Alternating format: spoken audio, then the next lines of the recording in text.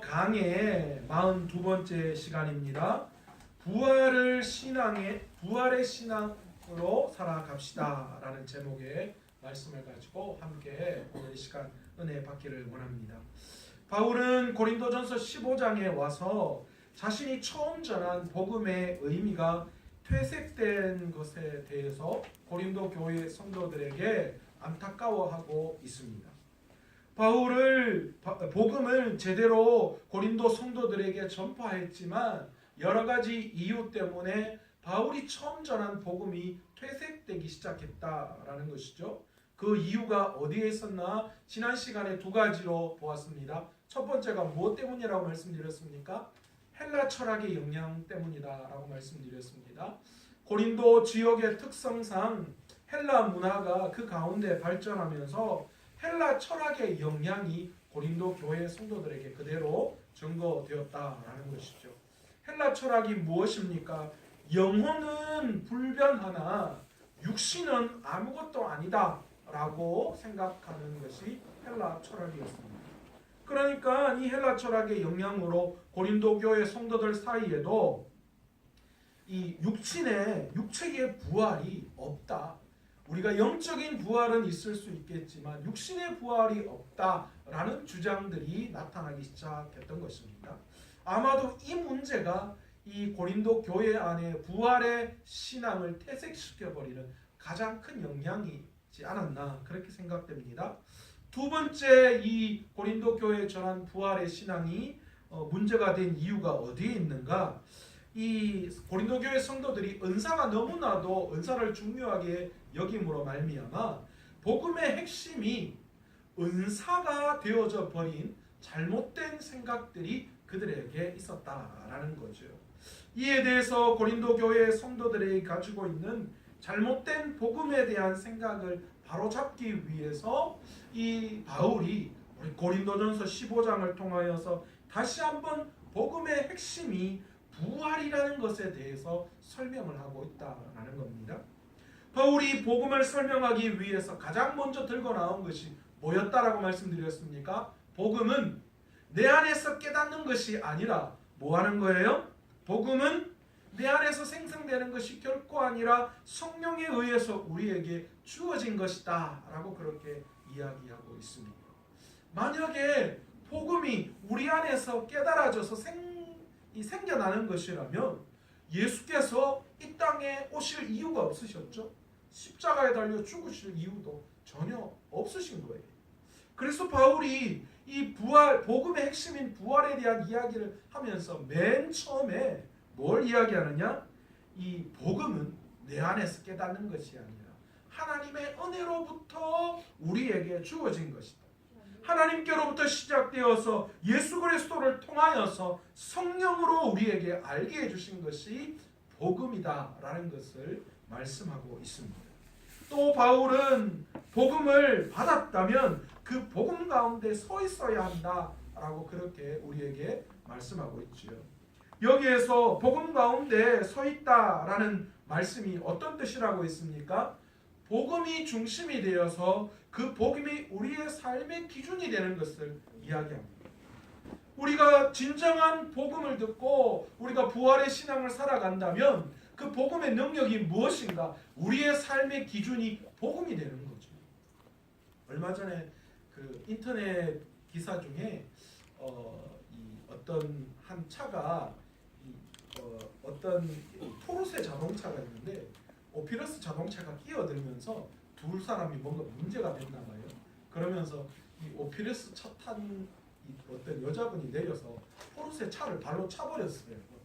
그래서 보통 이제 그렇게 되면 차를 이제 물어줘야 되잖아요. 근데 견적이 4,100만 원이 나왔다고 인터넷에 그래서 회자되는데 그게 뭐부터 시작됐냐 하면 서로 이제 추월하는 과정에서 아마도 이 차를 안 비켜주는 과정에서 그래서 이제 시비가 붙었는데 그렇게 이야기하더라고요. 오피러스 차주가 사실은 끼어들기를 했어요. 그런데 이 오피러스 차주가 포르쉐 탄 그 사람한테 뭐라고 이야기하냐면 당신은 그렇게 그 법을 잘 지키냐 그렇게 이야기를 했어요. 근데 이제 이 포르쉐 탄 자동차는 그 차선에서 40분 차가 이 빠지도록 한 30-40분을 기다렸는데 옆에서 그냥 싹 들어오니까 기분 나쁘잖아요. 그래서 시비가 되었다라는 거죠. 여러분, 우리도 우리의 삶의 기준이 무엇이 되어야 하느냐? 우리가 복음을 들었다면 뭐가 우리의 삶의 기준이 되어야 해요? 세상의 법, 세상 살아가면서 우리가 가졌던 그런 방식이 아니라 뭐가 기준이 되어야 해요? 복음이 기준이 되어야 한다라는 거죠. 그것을 바울은 복음 가운데 서 있어야 한다라는 말로 우리에게 표현을 하고 있습니다. 그리고 세 번째, 바울은 복음을 받았다면 그 가운데 굳게 서서 뭘 하느냐? 그것을 굳게 지키고 믿어야 한다. 그렇게 이야기하고 있습니다. 복음의 가장 큰 핵심은 구원을 얻는다는 유일한 탁월한 가치가 그 속에 있다라는 거죠. 그러니까 우리가 복음을 받고 그리고 복음을 내 삶의 기준으로 삼아서 그 복음을 믿음으로 말미암아 지켜 나아갈 때에 비로소 우리에게 구원을 얻는다라는 사실을 우리가 받아들여야 한다라는 것입니다. 그것이 복음이다. 그것이 복음의 삶을 살아가는 사람이다 라고 바울은 이야기하고 있는 거죠. 그렇다면 바울이 고린도 교회 성도들에게 가르치고 싶은 바른 복음의 내용은 무엇일까요? 두 가지로 제가 지난 시간에 설명했습니다. 첫 번째, 이 바울이 고린도 교회에 전했던 복음, 첫 번째가 뭡니까? 예수님께서 우리의 죄를 위하여 죽으셨다라는 것이 복음의 내용이다라는 겁니다. 그리고 두 번째가 무엇입니까? 죽으셨다가 3일 만에 다시 사셨다라는 것입니다.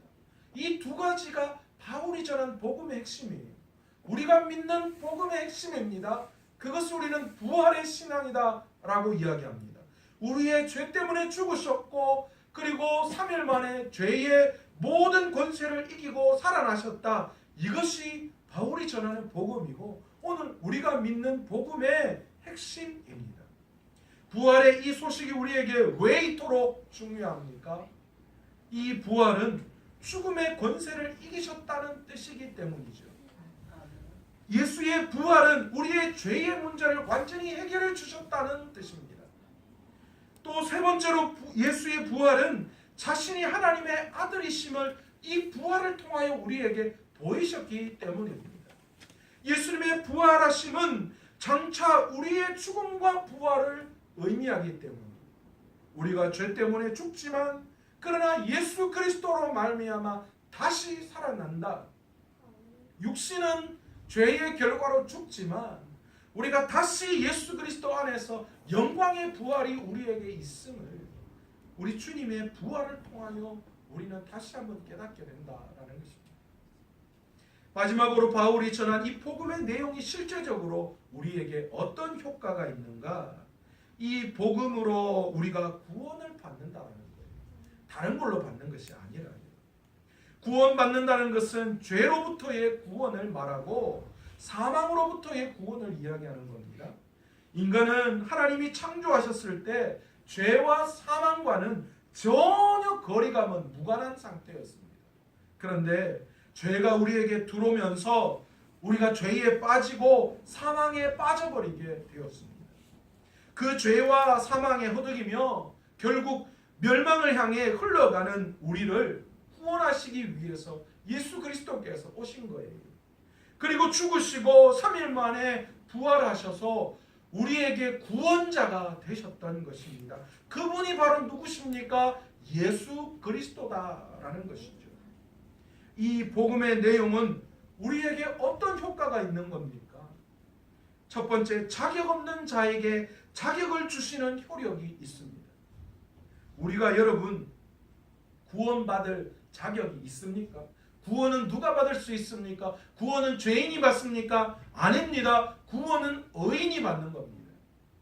그런데 우리 모두는 죄에서 태어나 죄 가운데 살았기 때문에 의인이 없나니 하나도 없다라는 성경의 말씀처럼 우리의 능력과 우리의 힘으로는 결코 구원받을 수 있는 자격이 없는 자입니다. 그런데 무엇 때문에 우리가 구원받을 수 있습니까? 예수 그리스도께서 우리를 대신해서 십자가를 지심으로 말미암아 우리가 드디어 그 자격을 얻게 되었던 거예요. 우리의 능력, 우리의 힘이 아니에요. 예수님이 십자가를 주심으로 자격 없는 자인 우리가 이제 자격을 얻게 된 거예요. 오늘 본문에서는 하나님과 교회를 밖에 했던 박해자 사울에게 하나님이 직접 찾아오셔서 복음을 받도록 전하셨고, 그 복음 가운데 서서 굳게 지키며 나아가 이제 그는 구원받는 성도요 또 하나님의 사명을 받는 사도가 되었다. 그렇게 바울 스스로가 자신을 소개하고 있습니다. 그래서 전에는 박해자였기에 사도로 칭함을 받기에 부족하지만, 그러나 하나님은 그를 사도라고 칭하여 주시고 계시다라는 것을 본문 9절에 말씀하고 있습니다. 마찬가지로 저와 여러분도 죄에 찌든 사람들 아닙니까? 우리가 신앙생활 한다고 지금까지 여기 오고 있지만, 그러나 우리는 여전히 어떤 죄의 문제를 해결할 수가 없어요. 우리 스스로 죄의 문제를 탈피할 수 없는 자들입니다. 내 안에 죄악된 모습들이 여전히 내 삶 안에 드러나고 있다는 거예요. 그러니까 아무리 노력해도 우리의 힘과 노력으로는 어떤 방법으로든 우리가 구원받을 자격이 없지만, 그러나 예수님의 대속의 은혜로 인해서 하나님은 죄인된 우리를 의인이라고 칭하여 주시고 계시다라는 거예요. 여러분, 우리는 유월절을 기억합니다.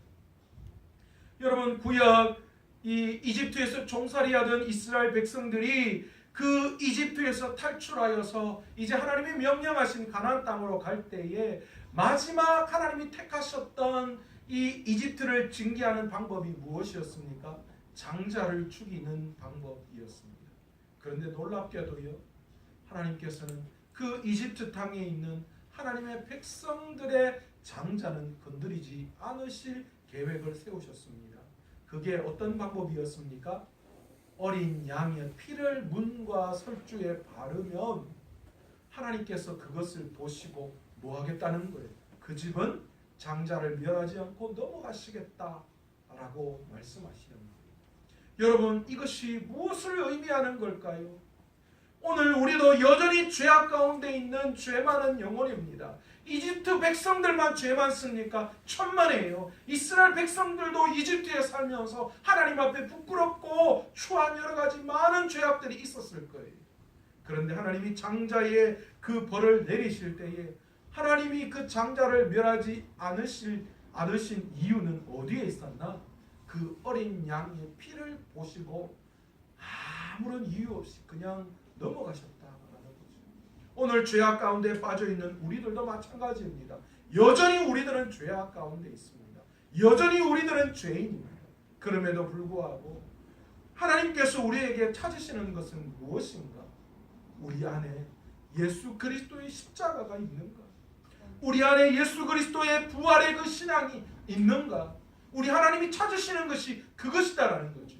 그 부활의 신앙이 우리의 삶 가운데 버젓하게 드러나 있으면 우리 하나님은 우리를 자격 없는 자이지만 자격 있게 보아주시겠다, 그렇게 말씀하고 계시다라는 겁니다.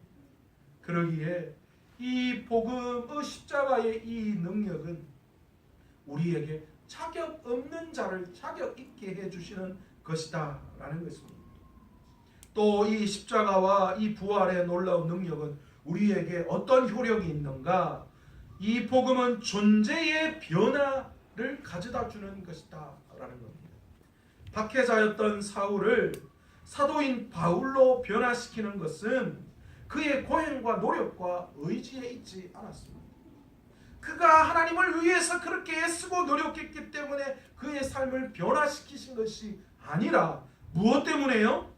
오직 그에게 다가온 복음과 그 복음의 내용이신 예수 그리스도의 그 십자가와 그 십자가의 죽으심과 그리고 부활하심, 그것이 그를 변화시켰다라고 분명히 오늘 성경은 우리에게 말씀하고 계십니다. 그래서 바울은 오늘 15장 10절에서 뭐라고 말씀하십니까? 내가 나된 것은 하나님의 은혜로 된 것이니, 그렇게 우리에게 말씀하고 있는 거예요. 자기가 이렇게 변화된 것은 내 능력과 내 힘이 아니었고 오직 뭐요? 하나님의 은혜다, 그렇게 이야기하는 거예요. 이 복음의 능력이 우리에게 어떤 효력이 있습니까? 우리에게 변화를 가져오는 거예요. 하나님의 은혜는 우리가 하나님의 자녀 될 수 있도록 그 변화의 놀라운 바람을 불어 일으키는 거예요. 그래서 깡패가 목사가 되는 일이 일어나잖아요. 세상에 악한 일을 한 자가 어떻게 됩니까? 하나님 앞에 돌아오면 선한 하나님의 일을 감당하게 되는 거예요. 우상을 섬기고 이방신을 섬겼던 그들이지만 복음을 듣고는 그 모든 우상을 벗어버리고 주님이 오직 우리의 삶의 능력임을 깨닫고 그분을 위해 헌신하는 거예요. 어떻게 주님 앞에 전 재산을 내어놓을 수 있습니까? 어떻게 주님을 위해 자신의 시간과 모든 것들을 내어놓을 수 있습니까? 세상이 즐겁고 행복한 게 얼마나 많은데요. 투자하는 거예요. 하나님 앞에 이렇게 투자하면 이만큼 얻을 수 있으니까 무슨 주식 투자하듯이 우리가 그렇게 투자하는 겁니까? 아니죠. 우리 하나님의 은혜를 깨닫고 나니까 우리의 주머니가 열리고 우리의 시간과 우리의 노력이 자연적으로 그렇게 하나님 앞에 드려지게 되는 거예요. 왜 그렇습니까? 하나님의 은혜가 우리의 존재를 변화시키기 때문입니다. 바울도 그렇게 이야기하는 거예요. 이전에 하나님과 원수였지만 그 십자가와 부활의 능력이 이제 하나님과 원수였던 우리들을 화목하게 하셨다라고 말하는 거예요. 예전에는 죄의 종이었던 우리들이 이제 하나님의 아들이 되는 변화가 우리에게 일어난 거예요. 예전에는 내가 내 스스로의 주인이었다면 이제는 하나님의 종이 되었다. 무엇 때문에요? 하나님의 그 은혜 때문에 그런 변화가 우리에게 일어났다. 그렇게 이야기합니다. 어떤 상태가 만들어진 게 아니라 원래 상태로 돌아갑니다. 그렇게 존재가 변화된 사람이 천국 가는 거예요. 하나님의 아버지의 집인 천국은 아들만 갈 수 있는 곳입니다. 하나님이 통치하시는 나라에는 종된 존재만이 갈 수 있어요. 우리가 하나님의 종임을 알고 우리가 종의 모습으로 나아갈 때에 하나님께서 예수 그리스도를 보시고 우리를 천국으로 인도해 주시고 하나님의 나라에 머물게 주시는 분이신 줄로 믿습니다.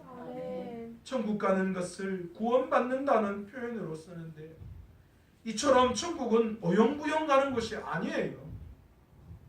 그냥 대충 그냥 예수님을 나의 구주로 섬기고 믿는다라고만 이야기하면 그렇게 가는 것이 천국임을 우리가 알아서는 안 됩니다. 다 이유와 내용이 그 속에 있는 것을 우리는 알아야 됩니다. 존재를 변화시키는 복음의 효력 가운데에 우리가 있다라는 사실을 우리가 바르게 깨달아야 돼요.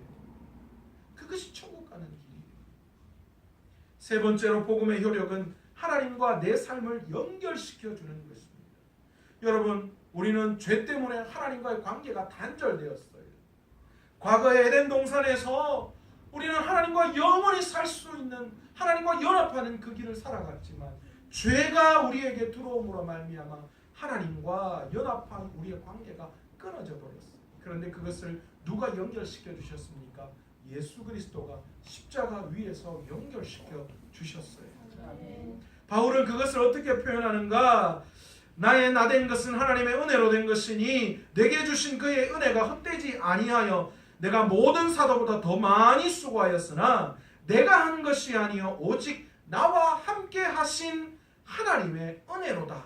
그렇게 표현하고 있습니다. 나와 함께 하시는 하나님의 은혜로다.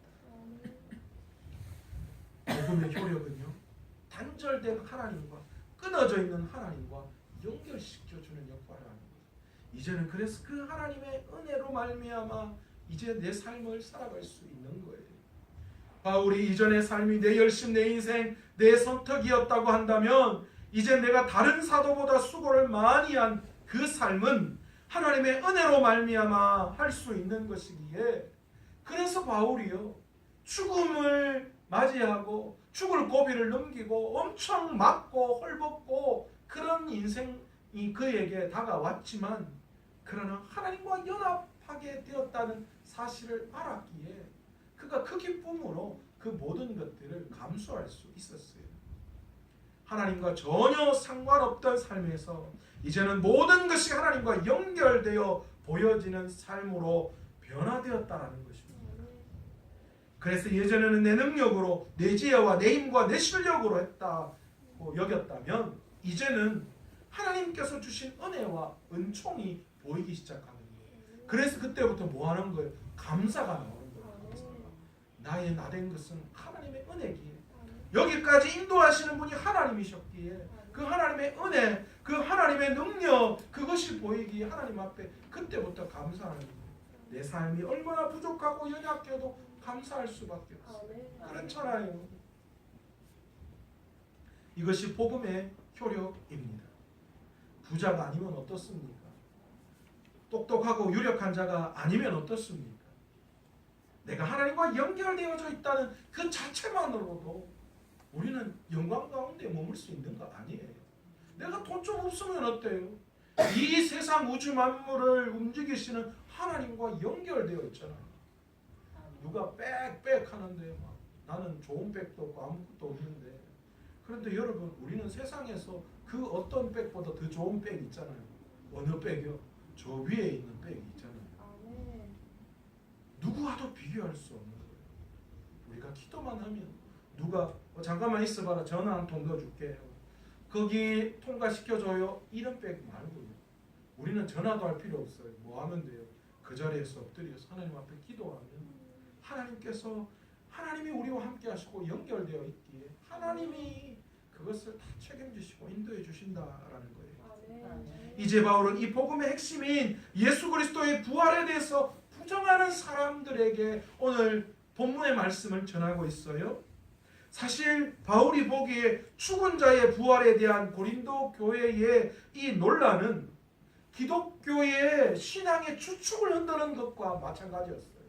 그러니까 바울이 고린도 교회 성도들이 부활의 그 신앙이 흔들리는 모습을 보니까 안타깝기 그지없는 거예요. 저 신앙이 흔들리면 신앙의 근본이 흔들리는 것과 마찬가지였는데 지금 고린도 교회 성도들이 뭘 이야기하는 거예요? 죽은 자의 부활에 대해서 부정하기 시작했다는 거예요. 헬라 철학의 영향이겠죠. 아니 그러면 죽은 자가 부활한다면 도대체 어떤 방식으로 어떻게 부활하느냐, 그렇게 질문하기 시작했던 거예요. 그런데 거기에 대해서 뭐라고 이야기합니까? 오늘 사도 바울이요 6가지 변론을 가지고 부활이 진짜 있다라는 것을 그들에게 변론하고 있어요. 여러분, 부활의 교리가 무너지면 기독교의 존재 기반이 무너집니다. 그렇지 않습니까? 흔히들 교리보다 사랑이 최고라고 이야기합니다. 그러니까 다른 것보다 사랑이 제일 우선이라고 생각합니다. 우리는 고린도전서 13장에서 이 사랑이 얼마나 중요한 것인지를 배웠습니다. 그런데 여러분, 우리가 잊지 말아야 할 것이 있습니다. 그 사랑이 어디에서 검증되고 어디에서 시작되었습니까? 그 사랑은 예수 그리스도의 죽음과 부활 사건을 통해서 입증된 사랑입니다. 그것을 통하여 드러난 사랑이라는 거예요. 그러니까 그 사랑도 예수의 십자가의 죽음과 부활 사건과 전혀 다른 사건이 아니라는 거예요. 예수 그리스도의 그 죽음과 부활의 그 사건으로 입증되지 않은 사랑은요, 그냥 세상 안에 있는 그냥 플라토닉 사랑과 똑같아요. 아니면 비현실적인 그런 실현 가능성이 없는 그런 환상 가운데 있는 사랑, 그렇게 우리는 취급할 수밖에 없어요. 그러나 그리스도의 죽음과 부활이 입증되어진 사랑은, 그것은 진짜 사랑이에요. 가능한 사랑이에요. 윌리엄 버클리라고 하는 아주 유명한 주석가가 그렇게 이야기했어요. 부활은 사랑이 미움보다도 더 강하다는 사실을 입증한 사건이다.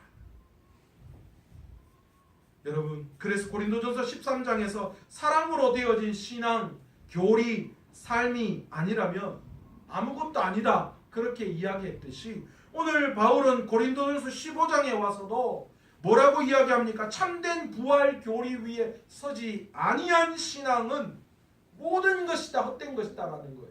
그러니까 고린도 교회 성도들에게 너희가 정말 복음의 핵심인 예수 그리스도의 십자가와 부활 위에 너희의 신앙이 세워지지 않는다면 너희들의 신앙이 다 헛된 것이다라고 이야기하는 거예요. 그래서 바울이 뭐라고 이야기합니까? 만일 죽은 자의 부활이 없다면 이렇게 강조하면서 6가지를 이야기하는데 첫 번째 뭘 이야기합니까? 죽은 자의 부활이 없으면 그리스도도 다시 살아나지 못하셨다. 그렇게 13절에 이야기하잖아요. 죽은 자가 부활하지 않았다고 너희가 이야기한다면 그렇다면 그리스도의 부활도 없다.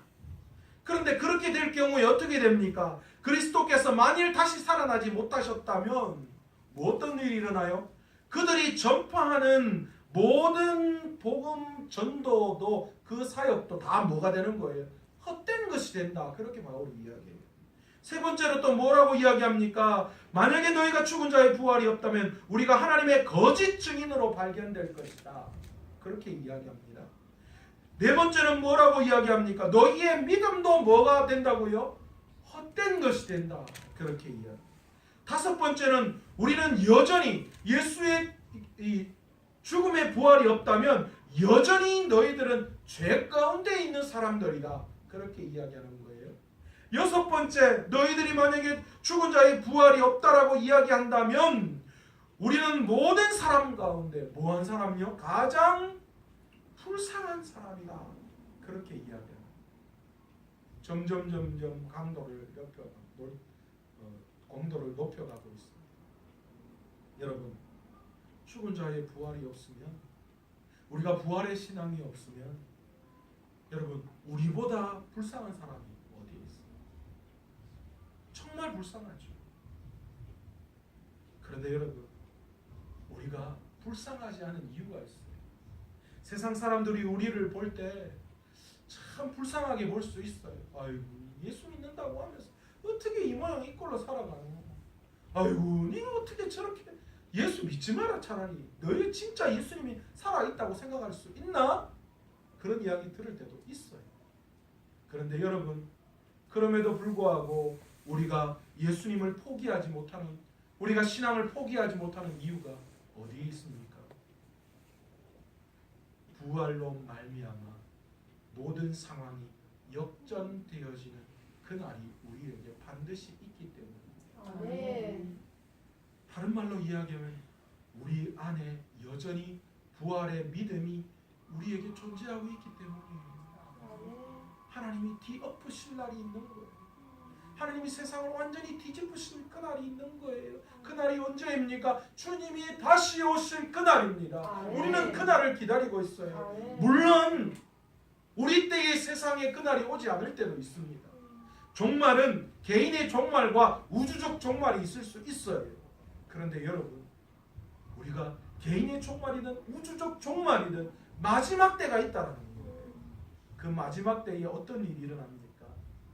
우리가 예수님의 그 십자가의 죽으심과 다시 살아나신 부활을 믿을 때에 어떤 일이 일어납니까? 전세가 역전되어지는 놀라운 일이 우리에게 일어난다는 거예요. 우리는 그 신앙이 있는 거예요. 바울이 그 신앙을 그들에게 이야기하는 거예요.